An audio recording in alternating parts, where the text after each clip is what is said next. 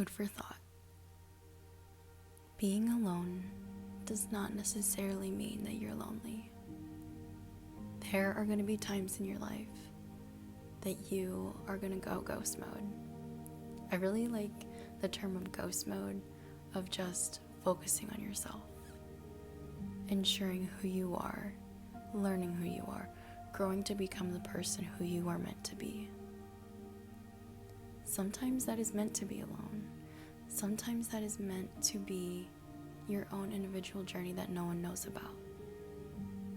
Because yes, you are going to feel lonely at times. Yes, it's going to be hard. But in these moments, you are going to have to become comfortable with yourself. It is super duper hard learning how to be comfortable with yourself, because I think I've done this before, so it's like, don't feel bad. But like, filling yourself with things that keep you occupied, like whether it's social media, watching YouTube, or like TikToks or something. I've done that before, so I don't feel as lonely. But I know that it's just kind of stemming from me being uncomfortable with myself sometimes, and that I need to learn that it's okay to be alone, and that at times it is lonely and it's sad, and it's not that it's like gonna be a great journey right away, but it's character building. These times that you feel lonely are just times that you are learning to be comfortable with yourself. There is such beauty in finding out the things that you genuinely like to do, because that's the person who you have at the end of the day. I listened to, it's like the coffee hour, or the iced coffee hour by Grant, and I don't know, he's like a real estate agent, or was, I don't know, that's just like the basis I can give to you. But he had Alex Hormozi, that person, I'm so sorry. And he said one of the statements that stuck out to me the most was authenticity. You and I are not 100% authentic with every single person that we meet, because I think Alex defined it in this way. Authenticity is how you act when no one's around. Think about it. If we go with that definition of authenticity, none of us are 100% authentic with any single person, not even your significant other, not even with your best friend. Why? Because you as a human being have things internal that you do not share with other people. All of us do. Because that's just the part that we have for ourselves. We give so much of ourselves, helping others, doing things for others, expounding and like giving of ourselves. And sometimes we have to keep a little bit of ourself to ourselves. Kind of redundant, but we kind of have to keep a piece of us for us. Very redundant, but in those special times of being able to keep that for ourselves,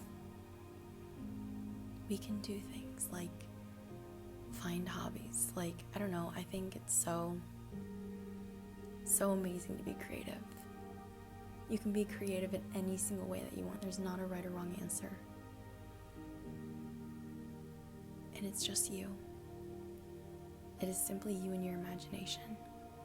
I just can only think of the example of painting. I'm really into painting right now. I figured out about watercolors. I had watercolors, but I've never truly painted with them.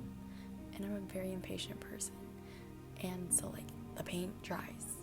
I can erase with the water. And I'm bing, very quick, very easy, can paint, doesn't take much time. I've done acrylic and it just takes a lot longer. But that's just my preference of painting. But it's like, you can just lose yourself in a good way. In a good way. Good way. You can just lose yourself doing something that you enjoy, being alone. I think another really good example, I really like this one, but is going to like Barnes & Noble or something, or going to like a bookstore, just finding the books that you like, because it's literally just you in that book, and you in the words that help you read and bring things to life, and it creates your imagination, and it's something beautiful, and it's like endless amount of things that you can do. And I think that is why I think that spending alone time is so valuable, because you get to become your own best friend. I know it's really cliche that you become your own best friend, but you really do. And I think it's really getting popular, like not really getting popular, but it's becoming more emphasized on like solo dates.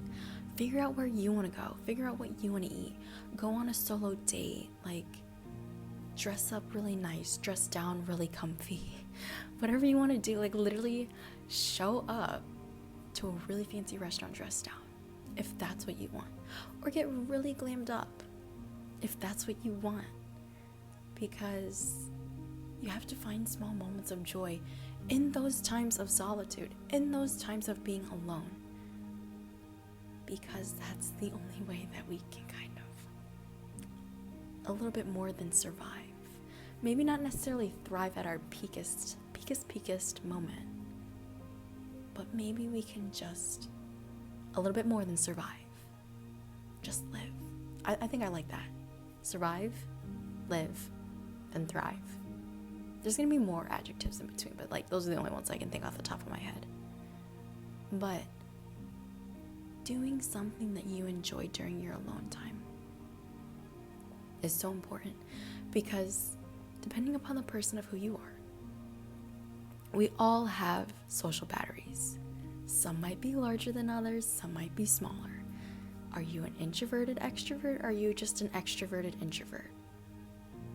I'm kind of changing in between of being a very extroverted introvert or just a very introverted extrovert. Kind of like it could go in between. But it's finding those times to recharge, because you cannot be on all the time. You literally cannot be. You literally cannot be on 24/7. I listened to another podcast. I know, I really like podcasts. And it was by the same guy, Chris. He was a nightclub promoter. And he was talking to this guy. And he's somebody who's like a professional linguist of like talking and using your voice and being able to use it to be a good storyteller. He's like from Australia, but I think his first language is like Vietnamese or something. I hope you know who I'm talking about. I'm so sorry, I do not know the name. But he said to Chris, I can serve my energy so I can use it purposefully. I can serve my energy so I can use it purposefully. Because during the interview, you would have never guessed he was an introvert. Never, ever, ever, ever guessed he was an introvert. But he said before his like interview podcast, he was like in his room all day, all hours before the interview. And his manager or his video recorder or somebody who was involved in making and his creations and whatnot was like, are you okay? And it was funny because he like got a text like, are you okay? And was like, wave your arm outside of the balcony to make sure, or to like let me know that you're fine. And he did that. But he was saying that he did not want external distractions, external stimulations, because he wanted to be fully present. He wanted to be fully himself, fully energized, fully charged, because he needed that alone time. He needed that alone time to be able to be his authentic self, or mostly authentic self. Because if you think about it, when are you the most authentic? When are you the most you can be? That is when you feel most awake. or when you feel most charged, or when you feel comfortable, safe in yourself. And that's when it comes down to knowing who you are, having that alone time, being comfortable with yourself, knowing that it's okay to be alone, and that even when you are alone, you are not lonely.